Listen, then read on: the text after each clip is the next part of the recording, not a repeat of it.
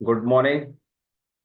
आपका स्वागत है सेल्फ डेवलपमेंट प्रोग्राम में। मैं डालचन life style and wellness coach आपका स्वागत करता हूं। जिस तरह से हम डे बाई डे हम सीख रहे हैं, कितनी शानदार एक स्टोरी अभी चल रही थी ऑडियो, और उसमें हमने सीखा कि वास्तव में जीवन को कितना आसान है जीना क्षमा करके। यानी उन सभी चीजों को हम क्षमा करके हम कितने आसानी से हम उन चीजों को पा सकते हैं जिन चीजों के लिए हम अलग तरीके से मतलब एफर्ट लगाते रहते हैं, अलग जगह हम एफर्ट करते रहते हैं, जो उसका रास्ता नहीं होता है। मतलब उन चीजों में उलझे हुए हम रहते हैं जहाँ उन चीजों का कोई ना तो मिलना तय है, ना उनका कुछ ऐसा है कि जो हम वहां से उसको पा सकते हैं।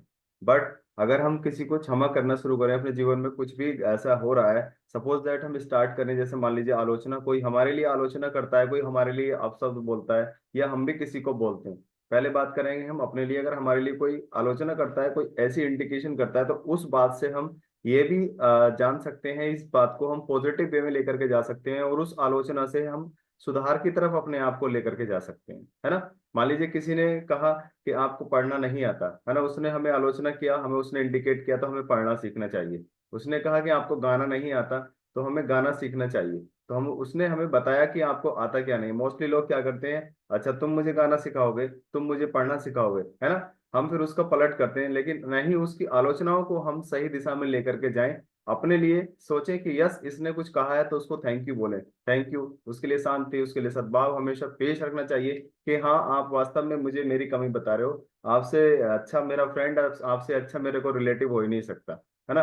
तो एक दिन वो आपको आलोचनाएं भी आपके लिए करनी बंद कर देगा, और आप उन आलोचनाओं से जो उसने की है उससे आप सुधार करके एक अच्छे रास्ते की तरफ आप अपने आप को लेकर के जा सकते हैं। तो हमेशा हर एक जिंदगी के पड़ाव पर सफलता को या किसी भी चीज में हम अच्छा करना चाहते हैं, उसमें क्षमा करना, प्रार्थना करना एक बहुत बड़ा इसका रोल है। और हमेशा अपने आप को क्षमा के और प्रार्थना के भाव में ही हमें रखना चाहिए। हम रिक्वेस्ट करते हैं, हम किसी चीज को पा सकते हैं आसानी से। मान लीजिए किसी से कोई चीज लेना हो, सपोज दैट हम कहीं एग्जाम देने गए, हमारा पेन हमारा खो गया, या हमारा पेन घर रह गया, या पेन खत्म हो गया, तो हम रिक्वेस्ट करके ही उस इंसान से, पास वाले इंसान से हम ले सकते हैं, है ना। जबरदस्ती करके हम उससे पेन नहीं ले सकते, है ना। हमें वहाँ रिक्वेस्ट ही करना पड़ता है कि please give me one pen, या एक पेन मुझे आप दे सकते हैं क्या, तभी ले सकते हैं, है ना। तो प्रार्थना का जीवन में बहुत बड़ा रोल है, और क्षमा करने का। तो हमेशा उन चीजों को क्षमा करते रहिए, और उन आलोचनाओं से हमेशा सुधार की तरफ जाते रहना चाहिए, जिस तरह की भी आलोचनाएं हमारे जीवन में आती हैं। क्योंकि कभी किसी की आलोचना हमें एक सुधार की तरफ तो ऐसा नहीं है कि नहीं लेकर के जाएगी। बस वो जरूरी है कि हमारा उस टाइम माइंडसेट, यानी हमारा जो सोचने का नजरिया है, उस इंसान के लिए वो किस तरीके का है। सपोज दैट जैसे हम यहाँ आते हैं इस क्लब में या सेल्फ डेवलपमेंट प्रोग्राम में, हम अपने आप को अटेंड करते हैं, तो हो सकता है कोई ये भी बोलता हो क्या सुबह सुबह लग जाते हो, है ना, और क्या करते हो। तो हम किस लिए आते हैं कि यस, मैं कुछ सीखूंगा, कुछ सीख के दिखाऊंगा, तब हम ये सब चीजें कर रहे होते हैं, है ना। तो आलोचना पर हम सुधार की तरफ जा सकते हैं। इसके लिए सामने वाले के लिए शांति सद्भाव की प्रार्थना हमेशा करते रहें। खुद को क्षमा करना शुरू करें। स्टार्ट कहाँ से करना है, अपने आप से स्टार्ट करना है। और क्षमा का मतलब है कुछ छोड़ना, यानी कि कुछ ना कुछ हमें छोड़ना पड़ता है, तब जा करके हम उस क्षमा को कर पाते हैं। मान लीजिए कोई ऐसी चीज है जिसकी वजह से कोई प्रॉब्लम ऐसी क्रिएट हो रही है, और हम क्षमा करेंगे तो उस चीज को छोड़ना पड़ेगा। मान लो जो कोई गलत संगत है, हम वहां रह करके अपने आप को रख रहे हैं, और वहां हम उम्मीद कर रहे हैं कि मैं वहां अच्छा रहूं, है ना। तो अपने आप को क्षमा करने का मतलब क्या है, उस संगत को हमें ब्रेक करना पड़ेगा। तो ऐसे ही बहुत सारी ऐसी चीजें हैं जिनको हम छोड़ के अपने जीवन को एक अच्छी जीवन शैली के साथ हम जीना शुरू कर सकते हैं। तो क्षमा का जो है वो केवल और केवल एक ही माध्यम है, वो है उपचार। यानी उसका उपचार उसी दिशा में होना चाहिए। जैसे कि मान लीजिए किसी को कोई प्रॉब्लम, कोई बॉडी पेन या कोई और बॉडी हेल्थ इश्यूज है, तो उसको उपचार वहीं जा करके करते हैं। सपोज दैट हमें मैथ का ट्यूशन पढ़ना है, मैथ के लिए हमें कुछ सीखना है, तो मैथ के टीचर के पास ही हमें जाना पड़ेगा। उसका उपचार कहाँ है, मैथ के टीचर के पास है। हिंदी के टीचर के पास उसका उपचार नहीं है। तो जिस तरह की भी समस्या है, हमें वहीं जाना होता है। तो हमेशा क्षमा की तरफ हम रहें। अच्छी सेहत एवं खुशी के लिए उनको क्षमा करें, है ना। मान लीजिए अच्छी सेहत चाहते हैं, अच्छी खुशी चाहते हैं, जीवन में बहुत कुछ ऐसा चाहते हैं जो यस मुझे ये चाहिए, तो उसके लिए हम हमेशा क्षमा करना शुरू करें उन चीजों के लिए, और उन चीजों के लिए सोचना शुरू करें। अपने अंदर विल पावर उसको लेकर के आए, जिससे हम उसको मतलब एक अच्छी दिशा में हम लेकर के जाते हैं। और उन सभी चीजों को, उन सभी लोगों को हमेशा थैंक यू बोलें, जिनकी वजह से कुछ आपको कहीं ना कहीं थोड़ा बहुत पेन झेलना पड़ा हो, है ना।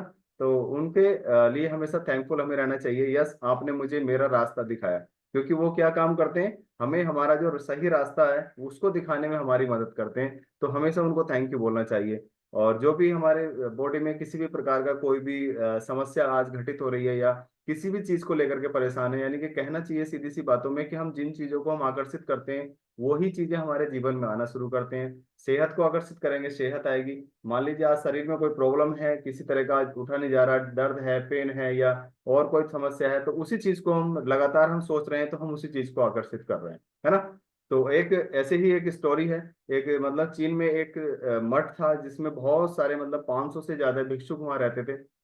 और उन भिक्षुक के बीच में एक जो वहाँ के मठ के जो मठाधीश थे, वो एक बच्चे को लेकर के आए कहीं बाहर से। उन्होंने उस बच्चे को देखा, वो अकेला था, अनाथ था, उसका कोई नहीं था। उन्होंने ला करके उसको उस मठ में रख दिया। और उसने एक सवाल था कि कैसे हम अपने मतलब विचारों को और कैसे अपने माइंड को कैसे एक दिशा में हम लेकर के जा सकते हैं। वो कौन सी ऐसी चीज है जिससे हम अपने विचारों को एक दिशा में लेकर के जा सकते हैं। मेरे मन में तो बहुत सारे विचार आते रहते हैं, मैं कभी अच्छा सोच नहीं पाता, सोच नहीं पाती। और इस तरह के सवाल मोस्टली रहते हैं। मान लीजिए हम काम कुछ भी कर रहे होते हैं तो दिमाग में कुछ और चल रहा होता है, लेकिन हम इसे सही दिशा में एक जगह केंद्रित कैसे कर सकते हैं, ये सवाल उस बच्चे का उस मठाधीश से था। तो उन्होंने कहा आओ मैं तुम्हें बताता हूँ कैसे अपने ध्यान को केंद्रित करना है। तो उन्होंने उस बच्चे को एक बड़े से कमरे में उसको रखा। और वहाँ बहुत सारे ऐसे मतलब चावल थे कि आपको ये चावल रोजाना, ये चावल आपको कूटने हैं। और आपको इस कमरे से कहीं बाहर नहीं जाना है, जब थक जाओ तो यहीं सो जाना है। और ये चावल आपको रेगुलर यहीं कूटते रहना है।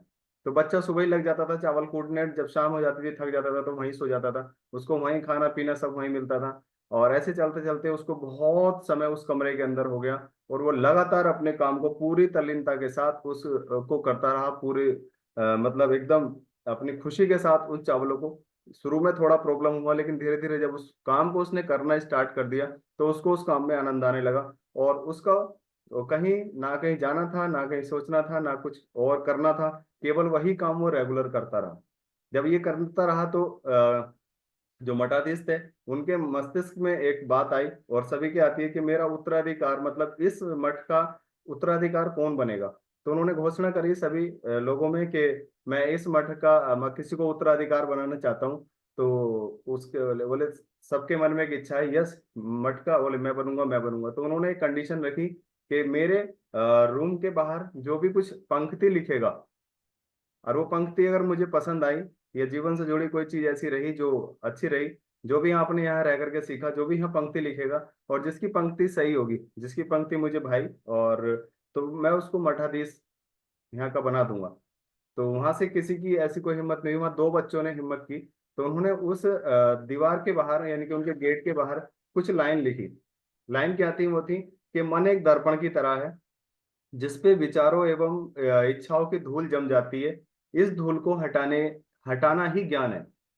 जिसकी धूल हट जाती है उसको मोक्ष प्राप्त हो जाता है। तो ये बात, ये शब्द लिख करके दो बच्चे वहां से चले गए। तो जब सुबह मठाधीश उठे, उन्होंने उठ करके लाइन पढ़ी, तो उन्होंने उस लाइन को क्रॉस कर दिया, यानी इसको खारिज कर दिया, बोले ये गलत है। और ये भी नहीं पता चला वो लिखी किसने थी, क्योंकि नीचे किसी का नाम नहीं लिखा था। जैसे बहुत सारे आपने कोट देखे होंगे, नीचे नाम लिखे होते हैं कि किसने लिखा है ना, किसने कहा है। तो ऐसे करके, तो जब वो बच्चे दो आए, उन्होंने देखा कि मठाधीश ने तो क्रॉस कर दिया, यानी कि इसको खारिज कर दिया। तो वो जा रहे थे बात करते हुए, और आपस में बात कर रहे थे। तो वो जो चावल कूटने वाला बच्चा था, वो उनकी बात पे हंसने लगा। तो उन्होंने उससे कहा आप क्यों हंस रहे हैं। बोले बस ऐसे ही। क्या आप इससे अच्छी लाइन लिख सकते हैं। बोले नहीं। तो हंस क्यों रहे हो। बोले क्योंकि मैं पढ़ना नहीं जानता, अनपढ़ हूँ, लेकिन बोल सकता हूँ, लिखना आपको पड़ेगा। तो बोले ठीक है, चलिएगा। तो उसे मठाधीश के रूम के बाहर लेकर के गए। वहां जाकर के उसने लाइन बोलनी शुरू की। तो उसकी कुछ लाइन थी, देखिए ध्यान से सुनिएगा, है ना। वो थी कि मन तो बस एक भ्रम है। मन तो बस एक भ्रम है ना। तो मन है, ना ही मन का कोई दर्पण है। जब मन ही नहीं है तो धूल कहाँ ठहरेगी, है ना। जब मन ही नहीं है तो धूल कहाँ ठहरेगी। जो यह जानता है वह सच को जान गया। जो यह जानता है वह सच को जान गया। और नीचे लिख दिया चावल कूटने वाला। उसने कहा यहाँ मेरा नाम लिखो, चावल कूटने वाला। तो जब वो मठाधीश उठे, उन्होंने पढ़ा उस लाइन को, तो उन्होंने देखा बोले चावल कूटने वाले बच्चे ने लिखा है। तो वो गए उठ करके और अपनी सारी जो भी चाबियां थी ले जाकर बच्चे के पास पहुंचे। बच्चा वहीं उसी रूम में सो रहा था। जा करके उसको उठाया, उठो और ये सारी चाबियां मटकी लीजिए। तो उसने कहा नहीं, ये मुझे नहीं चाहिए। तो उन्होंने कहा उससे कि उठो, अब तुम कहीं ऐसी जगह चले जाओ, यहाँ से निकल करके और अपने ज्ञान का मतलब प्रसार करो लोगों में। लोगों को बताओ कि किस तरह से लोग अपने ध्यान को केंद्रित कर सकते हैं। आपको मेरे से अधिक ज्ञान हो चुका है चावल कूटते कूटते। तो उसने कहा, यही सवाल था उसका कि गुरुजी ये सब कैसे हो पाया।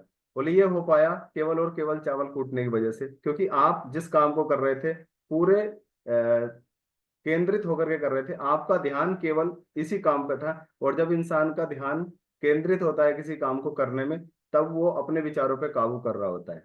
जब पूरे माइंडसेट के साथ, यानी कि पूरे माइंडसेट के साथ जब हम किसी काम को करते हैं, तो वो 100% अपने माइंड को सही दिशा में लेकर के जाता है। यानी कि जब हम जैसे मान लीजिए पूजा आराधना या कोई ऐसा नमाज वगैरह भी हम अदा करते हैं, तो बहुत सारे लोग हैं दिमाग में कुछ और चल रहा है, कर रहे इबादत होते हैं ना। तो वैसे ही उन्होंने बताया कि किसी भी काम को करने के लिए हमेशा पूरा माइंडसेट होना बहुत जरूरी है। उसको तभी कर सकते हैं, उसको केंद्रित तभी कर सकते हैं जब हम किसी काम को पूरा समय दे करके और लगातार रेगुलर हम उस चीज को करते रहते हैं।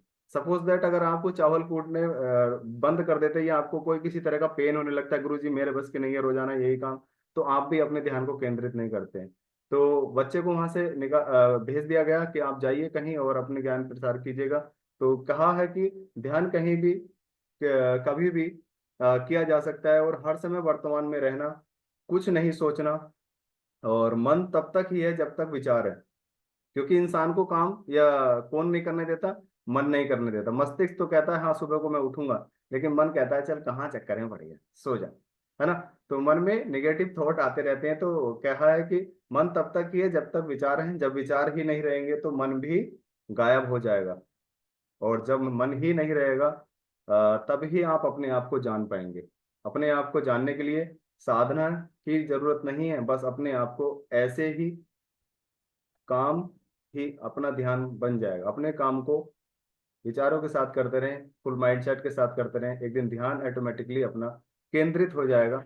तो इस तरह से हम अपने आप को मतलब क्षमा करके अपने आप के काम को सीधे एकदम सही दिशा में लेकर के जा करके, तो हम उन सभी चीजों को अचीव कर सकते हैं और अपने ध्यान को हम केंद्रित कर सकते हैं। और वो स्टार्ट होता है हमारे किसी भी काम को रेगुलर कंसिस्टेंसी, यानी कि उस काम को लगातार करते रहने से और उसी दिशा में करते रहने से ध्यान एक दिन हमारे बस में हो जाता है। चाहे हम किसी भी सिचुएशन में रहें, कहीं भी रहें, कैसे भी वातावरण में रहें, नेगेटिव पर्सन्स में रहें, पॉजिटिव में रहें, वहां हम आप हमेशा अपने आप को पॉजिटिव ही पाएंगे और वो लोग भी आपको ऐसे ही फील करेंगे, है ना। तो वो सब हो पाता है रेगुलर कंसिस्टेंसी से। और जैसे कहा है इसमें मोक्ष और मौत, है ना, कहते हैं कि मौत भी तय है, और मोस्टली लोग कहते हैं कि मुझे मोक्ष की प्राप्ति हो, है ना। मोक्ष क्या चीज होती है, कभी इस चीज पे विचार किया आपने? मैं आपको बताता हूँ मोक्ष क्या होता है। मोक्ष होता है जो भी इंसान जीते जी इच्छाओं की पूर्ति कर लेता है। मान लीजिए उसके जीवन में जिन चीजों की इच्छा है, मान लो वो कोई घोड़ा गाड़ी बंगला मतलब कुछ भी चाहता है, अगर उसको जीते जी वो चीजें प्राप्त हो जाएं, तो वो तो मोक्ष है।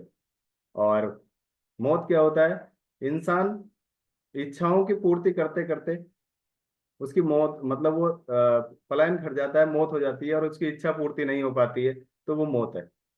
तो ये अंतर है। तो सो दैट अपने आप को केंद्रित रखिएगा, अपने माइंडसेट को और अपने जीवन को, क्योंकि क्षमा करते रहिएगा लोगों को, यही एक रास्ता है कि प्रार्थना करते रहेंगे, क्षमा करते रहेंगे और अपने आप को आलोचनाओं से सीखते रहेंगे, तो डेफिनेटली एक दिन आप अपने आप को एक सही प्लेटफॉर्म पे आप अपने आप को पाएंगे। Thank you so much everyone.